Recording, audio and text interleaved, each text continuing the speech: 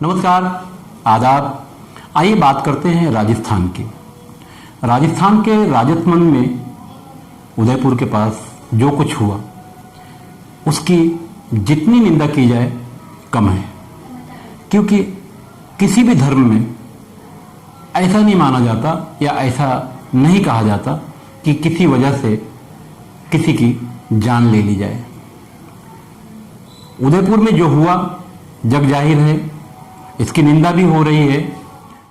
पर इस घटना के पहले कन्हैया लाल ने जो वहां की पुलिस से मांग की थी कि मेरी जान का खतरा है, तो कन्हैया लाल की जो कंप्लेंट थी उस पर कोई कार्रवाई क्यों नहीं की गई? अगर कार्रवाई की जाती तो इस घटना को रोका जा सकता था।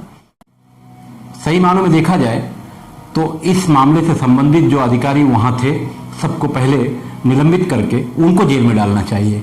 समय रहते इन्होंने कार्रवाई क्यों नहीं किया?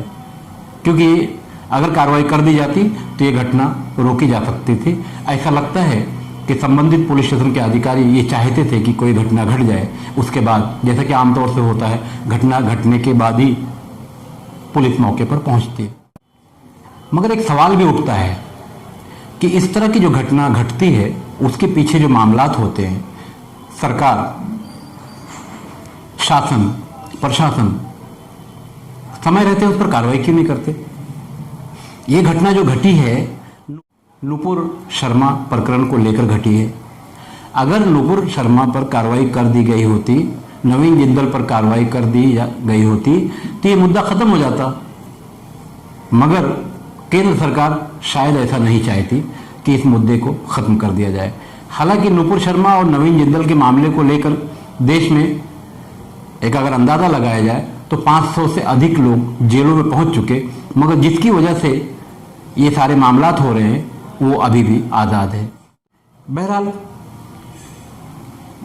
आल्ट न्यूज़ के पत्रकार जुबैर अहमद पर कार्रवाई की है दिल्ली पुलिस ने, और वो भी स्पेशल शाखा जो होती है पुलिस की, उन्होंने किया है। हालांकि स्पेशल शाखा का जो काम है आतंकवाद जैसी घटनाओं को रोकने के लिए है, इस तरह से पत्रकारों को उठाकर जेल में डालने के लिए नहीं है।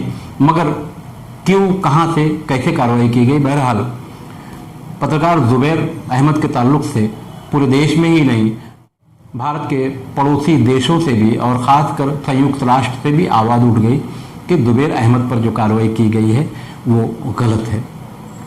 पत्रकारिता पर हमारे देश में दिन प्रतिदिन लगाम लगाने की कोशिश सरकार करते जा रही है। हालांकि इसके पहले की सरकारों ने भी यही काम किया है, मगर जब से भारतीय जनता पार्टी की सत्ता आई है तब से अब बहुत फर्क पड़ चुका है। बिना वजह लोगों को जेल में डाला जा रहा है, कुछ वजह बताकर, मगर जिन्हें जेल में डालना चाहिए उन्हें नहीं डाला जा रहा है। अब ये बात कर लेते थोड़ी सी महाराष्ट्र में राजनीतिक हलचल की। महाविकास आघाड़ी 3 खंभों पर टिकी हुई है, शिवसेना, कांग्रेस और राष्ट्रवादी।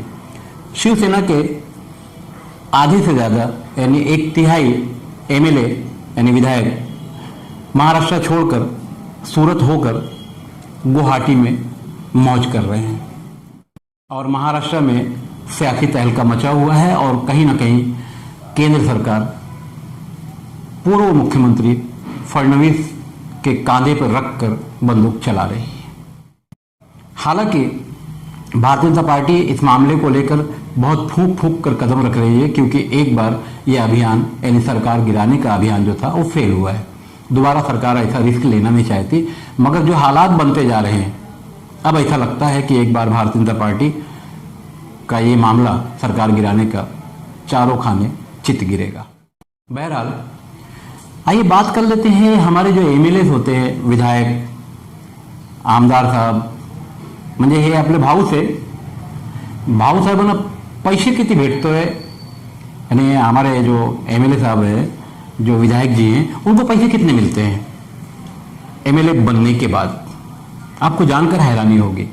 महाराष्ट्र में आपके एमएलए को हर महीना 1,82,200 रुपया पगार, तनख्वाह आप जो समझ लीजिए वो मिलती है। और ख़ास बात यह है कि महंगाई भत्ता मतलब हमारे एमएलए साहब को महंगाई का ऐसा कोई असर न पड़ने पाए, उसके लिए भी सरकार 39,974 रुपया हर महीना देती है। उनको महंगाई का एहसास ना हो। आम आदमी रास्ते पे आ जाए चलेगा, आम आदमी को हर चीज का एहसास होना चाहिए।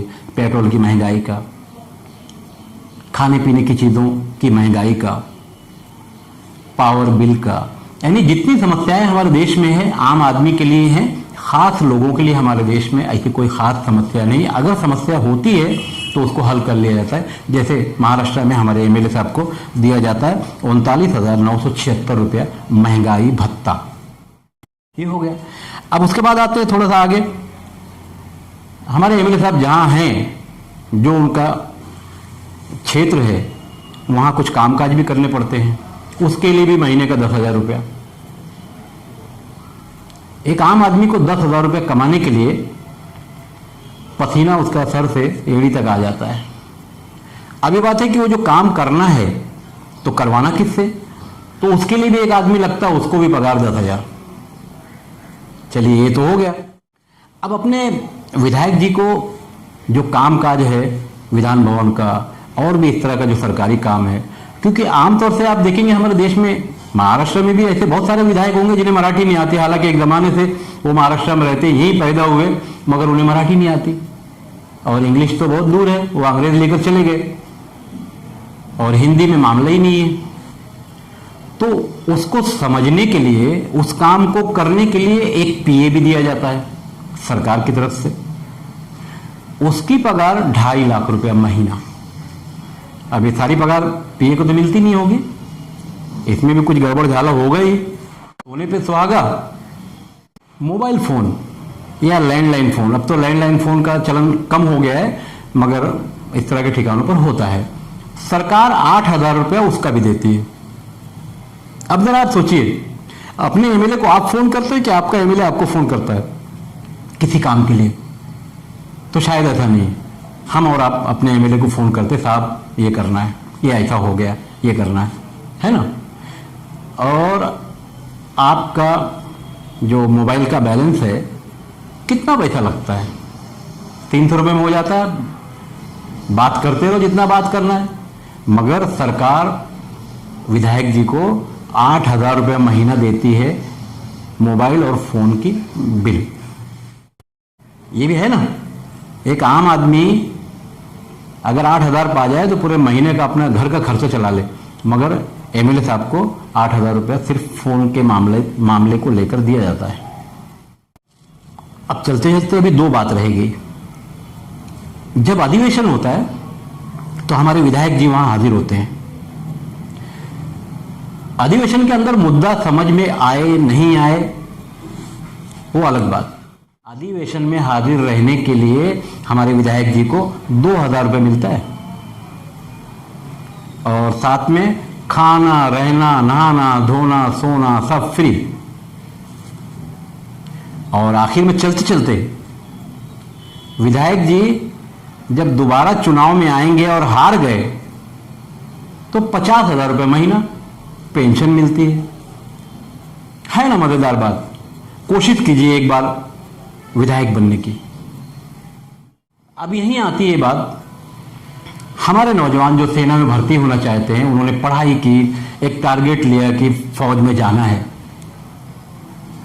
तो उन्हें 4 साल के लिए भर्ती किया जाएगा। उसके बाद पूर्व विधायक की तरह से ये पूर्व अग्निवीर हो जाएंगे। उन्हें कोई पेंशन नहीं मिलेगी। सरकार कई डिपार्टमेंट से पेंशन खत्म कर चुकी है और करने की तैयारी भी है, मगर विधायक जी को पेंशन 50,000 रुपया महीना मिलती है और मिलती रहती है ना। कितना मजेदार कारोबार है। गांधी जी का सपना, सरदार वल्लभ भाई पटेल का सपना, शहीद भगत सिंह का सपना, आजाद भारत, और ये सपना जो आपके सामने है। सरकार की तरफ से इतना मिलने के बाद सरकार में बैठकर, कुर्सी में बैठकर बकिया जो माल आया वो अलग। तो कहीं ना कहीं एक बार कोशिश कीजिए एमएलए बनने की।